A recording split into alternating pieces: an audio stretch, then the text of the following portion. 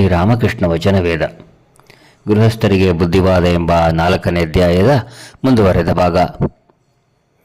24 October 1882 ಆಶ್ವೀಜ ಶುಕ್ಲ ದ್ವಾದಶಿ ಮಂಗಳವಾರ.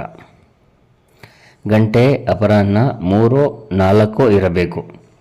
ಪರಮಹಂಸರು ತಿಂಡಿ ಇಟ್ಟಿದ್ದ ಬಡುವಿನ ಹತ್ತಿರ ನಿಂತಿದ್ದಾರೆ. ಬಲರಾಮ ಮತ್ತು ಮಾಸ್ಟರ್ ಕಲ್ಕತ್ತಾದಿಂದ ಗಾಡಿಯಲ್ಲಿ ಬಂದು ಅವರಿಗೆ ಪ್ರಣಾಮ ಮಾಡಿದರು. ಪರಮಹಂಸರು ನಗುತ್ತಾ ನಗುತ್ತಾ ಅವರಿಗೆ ಹೇಳುತ್ತಿದ್ದಾರೆ, ಬಡುವಿನ ಮೇಲೆ ಇಟ್ಟಿದ್ದ ತಿಂಡಿಗೆ ಕೈ ಹಾಕಿದೆನೋ ಇಲ್ಲವೋ, ಒಡನೆಯೇ ಹಲ್ಲಿ ಲೊಚ್ ಲೊಚ್ ಅಂತ ಶಬ್ದ ಮಾಡಿತು. ತತ್ಕ್ಷಣ ಕೈಯನ್ನು ಹಿಂದಕ್ಕೆ ತೆಗೆದುಕೊಂಡು ಬಿಟ್ಟೆ. ಎಲ್ಲರೂ ನಗುತ್ತಿದ್ದಾರೆ. ನಗಬೇಡಿ, ಇವುಗಳಿಗೂ ಬೆಲೆ ಕೊಡಬೇಕು. ಇಲ್ಲಿ ನೋಡಿ, ರಾಕಾಲ ಅಸ್ವಸ್ಥನಾಗಿದ್ದಾನೆ. ಅದಕ್ಕಾಗಿ ನನ್ನ ಕೈಕಾಲು ಕಡಿಯುತ್ತಿವೆ. ಏನಾಯಿತು ಗೊತ್ತೇ? ನಾನು ಹಾಸಿಗೆಯಿಂದ ಎದ್ದಾಗ ಯಾರೋ ಒಬ್ಬ ನನ್ನ ಕಣ್ಣಿಗೆ ಬಿದ್ದ. ಆತ ರಾಕಾಲ ಅಂತ ತಪ್ಪು ಭಾವಿಸಿದೆ. ಎಲ್ಲರೂ ನಗುತ್ತಿದ್ದಾರೆ. ನಿಜವಾಗಿಯೂ ಶಾರೀರಿಕ ಲಕ್ಷಣಗಳನ್ನೆಲ್ಲ ಚೆನ್ನಾಗಿ ನೋಡಬೇಕು. ಅಂದು ನರೇಂದ್ರ ಒಬ್ಬ ಒಕ್ಕಣ್ಣಿನ ಸ್ನೇಹಿತನನ್ನು ಕರೆದುಕೊಂಡು ಬಂದಿದ್ದ. ಆತನ ಇನ್ನೊಂದು ಕಣ್ಣು ಸಂಪೂರ್ಣವಾಗಿ ಕುರುಡಾಗಿರಲಿಲ್ಲ. ನನಗೆ ನಾನೇ ಹೇಳಿಕೊಂಡೆ, ಇದೇನಪ್ಪ ಇದು, ಇನ್ನೇನು ಅನಿಷ್ಟ ಕಾದಿದೆಯೋ. ಇನ್ನೊಬ್ಬ ಇಲ್ಲಿ ಬರುತ್ತಾನೆ.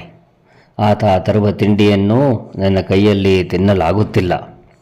ಆತ ಒಂದು ಆಫೀಸಿನಲ್ಲಿ ಕೆಲಸ ಮಾಡುತ್ತಿದ್ದಾನೆ. 20 ರೂಪಾಯಿ ಸಂಬಳಕ್ಕೆ ಇನ್ನೊಂದು 20 ರೂಪಾಯಿಯನ್ನು ಸುಳ್ಳು ಲೆಕ್ಕ ಬರೆದು ಸಂಪಾದಿಸುತ್ತಾನೆ. ಆತ ಸುಳ್ಳು ಹೇಳುವ ಅಭ್ಯಾಸ ಇಟ್ಟುಕೊಂಡಿರುವುದರಿಂದ ನಾನು ಆತನೊಡನೆ ಹೆಚ್ಚಾಗಿ ಮಾತುಕತೆ ಆಡುತ್ತಿಲ್ಲ. ಒಮ್ಮೊಮ್ಮೆ ಆತ ಆಫೀಸಿಗೆ ಹೋಗದೆ 2-3 ದಿನಗಳು ಇಲ್ಲಿಯೇ ಕಳೆದು ಬಿಡುತ್ತಾನೆ. ಏಕೆ ಹಾಗೆ ಮಾಡುತ್ತಾನೆ ಗೊತ್ತೇ? ನಾನು ಬೇರೆ ಯಾರಿಗಾದರೂ ಹೇಳಿ ಬೇರೆ ಕಡೆ ಕೆಲಸ ಮಾಡಿಸಿಕೊಡಲಿ ಅಂತ. ಬಲರಾಮ ಒಳ್ಳೆ ವೈಷ್ಣವ ವಂಶಕ್ಕೆ ಸೇರಿದವನು. ಈತನ ತಂದೆ ಈಗ ಬಹಳ ವೃದ್ಧನಾಗಿ ಬಿಟ್ಟಿದ್ದಾರೆ. ಪರಮ ವೈಷ್ಣವ. ತಲೆಯಲ್ಲಿ ಜುಟ್ಟು, ಕೊರಳಲ್ಲಿ ತುಳಸಿ ಮಾಲೆ, ಕೈಯಲ್ಲಿ ಸರ್ವದಾ ಜಪಮಾಲೆ. ಯಾವಾಗ ನೋಡಿದರೂ ಜಪ ಮಾಡುತ್ತಲೇ ಇರುತ್ತಾನೆ. ಇವನಿಗೆ ಒರಿಸ್ಸಾದಲ್ಲಿ ಬೇಕಾದಷ್ಟು ಜಮೀನು ಇದೆ.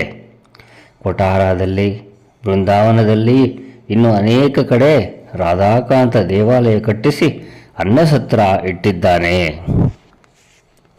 ಜೈ ರಾಮಕೃಷ್ಣ.